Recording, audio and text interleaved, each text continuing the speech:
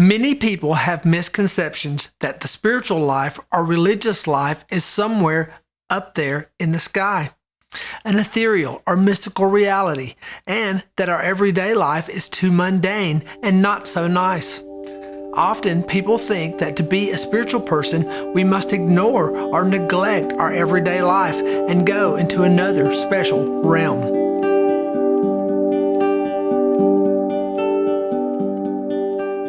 Actually, I think being a spiritual person means becoming a real human being. A Buddhist monk once said, "It is not so important whether you walk on water or walk in space. The true miracle is to walk on earth." In other words, becoming a kind human being is probably the greatest miracle we can perform. Once I gave a talk to a group of young children. They had many questions, like, can you bend a spoon with your mind? Another asked, have you seen God? They were very disappointed when I said no. I went on to explain that for me, a real, true miracle is becoming a kind human being. If you have psychic powers but lack a kind heart, the powers are of no use. In fact, they could even be dangerous. People may get very upset if they find all of their spoons have been bent. So how do we cultivate a kind heart? It is not enough to tell ourselves that we should be nice, because telling ourselves what we should or should not be, feel, or do doesn't make us become that way. Filling ourselves with shoulds often just makes us feel guilty because we never are what we think we should be. We need to know how to actually transform our mind. In other words, we must realize the disadvantages of being self-centered. We must truly want to develop a kind heart, not just keep thinking that we should develop a kind heart. In the mornings when we first wake up, before getting out of bed, or before thinking about what we will eat for breakfast, or which difficulty we will deal with at the office, we can start the day by thinking, today, as much as possible, I won't harm anyone. Today, as much as possible, I am going to try to be of service and benefit to others. Today, I want to do all actions so that all living beings can attain the long-term happiness of enlightenment. Setting a positive motivation the first thing in the morning can be difficult. It can be subtle, and our minds can be very delicate at that time. But if we set a strong positive motivation at this time, there is a greater chance of it staying with us and influencing us throughout the day. After generating our positive motivations, we get out of bed, wash, maybe have a cup of tea, and then meditate or recite affirmations. By starting the day in this way, we get in touch with ourselves and become our own friend by treasuring and reinforcing our good qualities.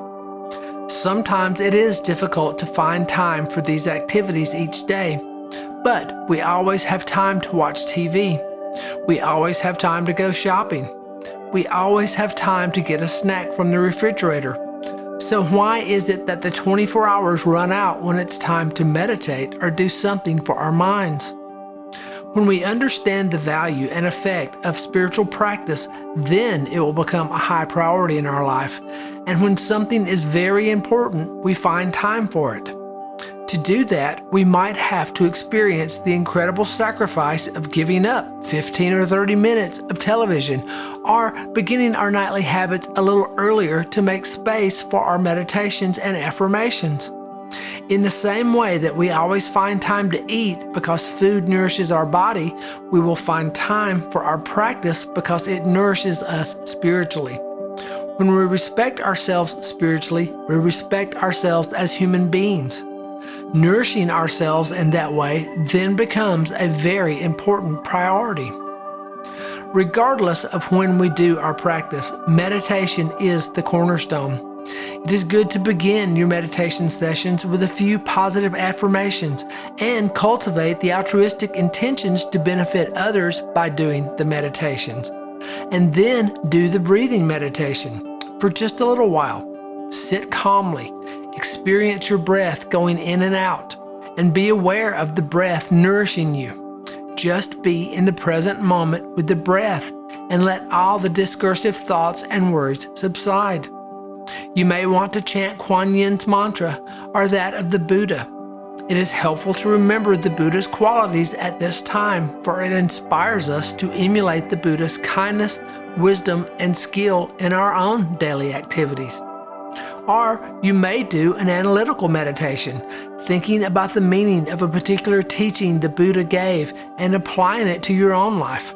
This also steals your energy in a very positive direction. Some people say, "I have children. How can I meditate or say mantras in the morning when they need my attention?" One way is to get up earlier than your children. Another idea is to invite your children to meditate or chant with you. It is very good for children to see their parent sit still and be calm. That gives them the idea that maybe they too can do the same. If mom and dad are always busy, running around, talking on the phone, stressed out, or collapsed in front of the TV, the kids will also be like this.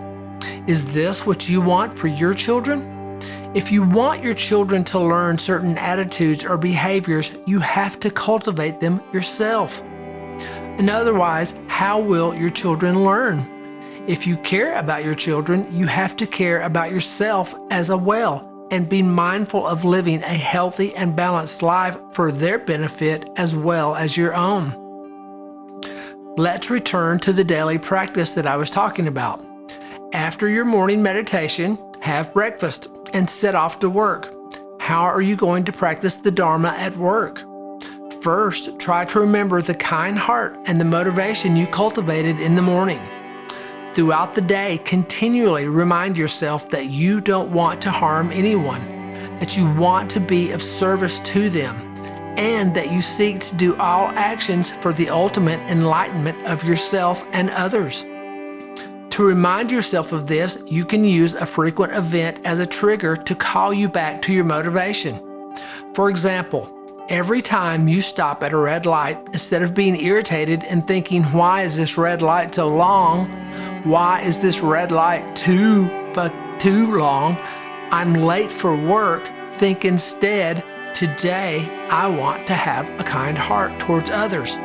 Thus, the red light becomes an opportunity to remember the kind heart. When the telephone rings, instead of rushing to pick it up, first think, "May I be of service to whomever is on the line?" And then answer the phone. Calmly come back to the kind heart, and then respond to the call. Throughout the day, try to be aware of what you are thinking, feeling, saying, and doing, instead of living on automatic.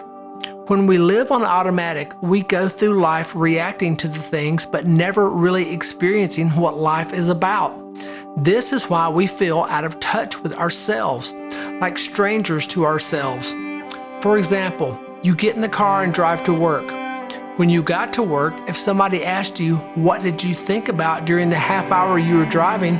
you most likely wouldn't know. We are unaware of what is going on inside us, yet a lot is going on, and this influences how we feel about ourselves and how we relate to other people. The antidote to living on autopilot is to cultivate mindfulness. Mindfulness means being aware of what we're thinking, feeling, saying, and doing each moment. It also means being mindful of our ethical values and of the kind heart, so that we can live according to them in our daily lives. By cultivating this awareness, we will no longer be spaced out, just reacting to things, and then wondering why we are so confused and exhausted at the end of the day.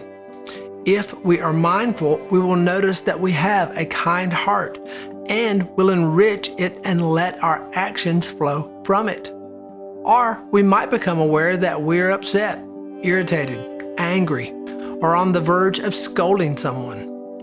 If we realize that we can come back to our breath, come back to our kind heart instead of throwing our negative energy out in the world, we can grow from there.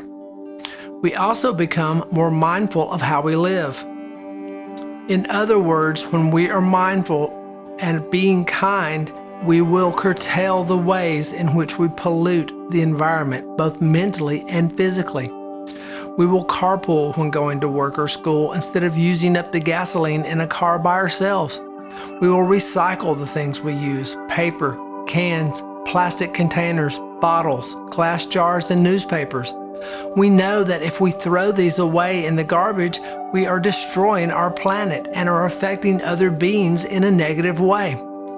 Thus, we will reuse our plastic bags and paper bags when we go to the supermarket, or take our own bags.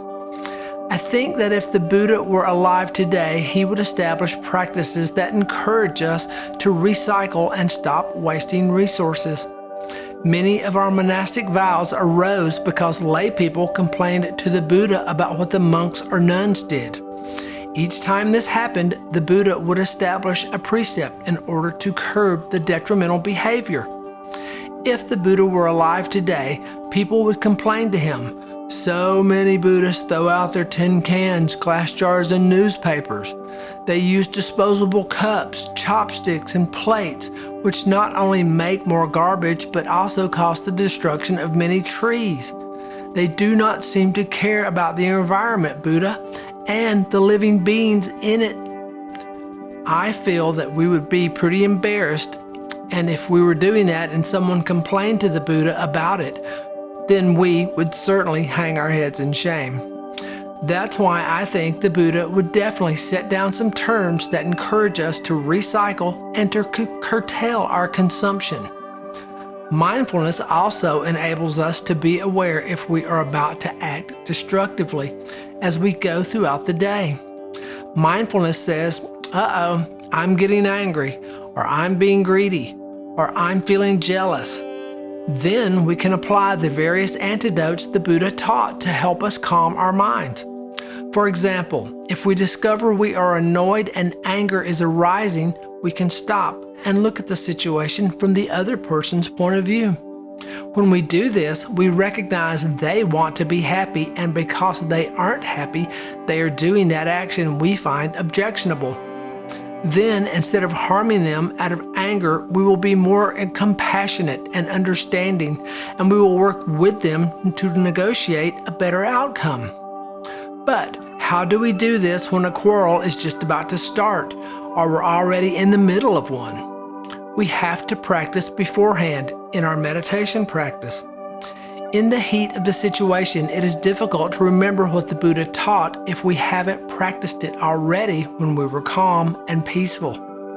In the same way that a football team practices on a regular basis, we need to meditate on patience and to recite mantras daily to get well trained.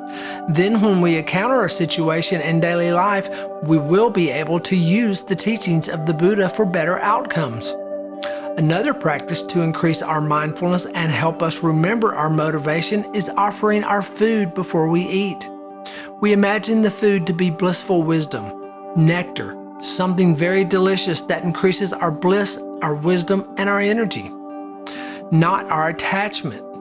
When we eat, then we can imagine a small Buddha made of light at our heart.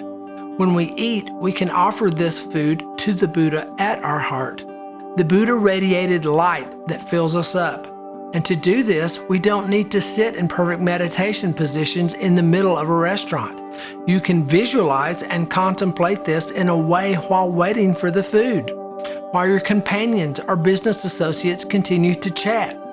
You can do this visualization and offer your food to the Buddha without anyone knowing.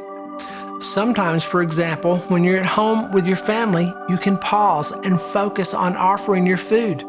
It's very nice for a family to recite together a mantra of appreciation for their food.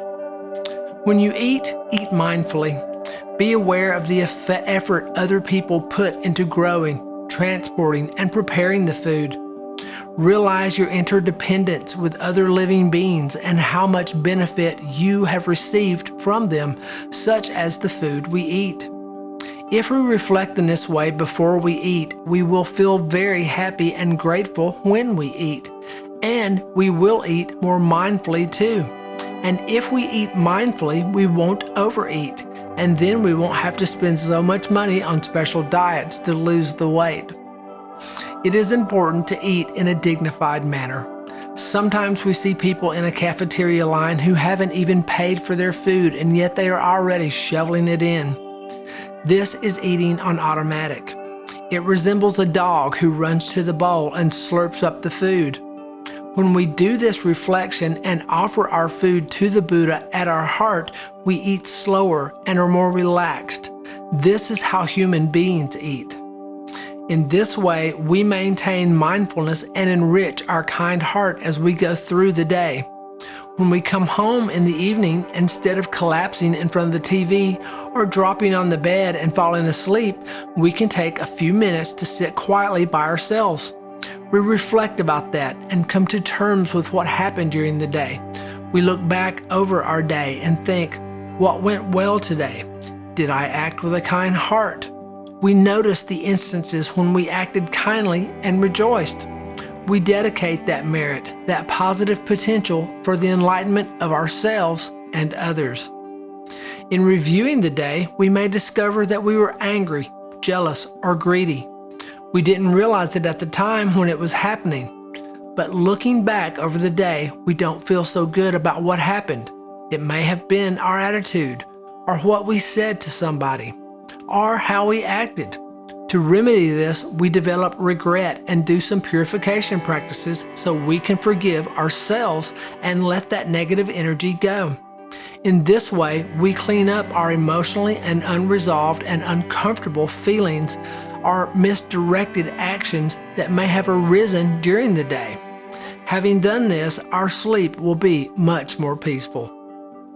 Practicing the Dharma is not difficult or time-consuming. We always have time. There are always 24 hours in a day. If we direct our mind in a positive direction, we can transform whatever action we do into the path of enlightenment.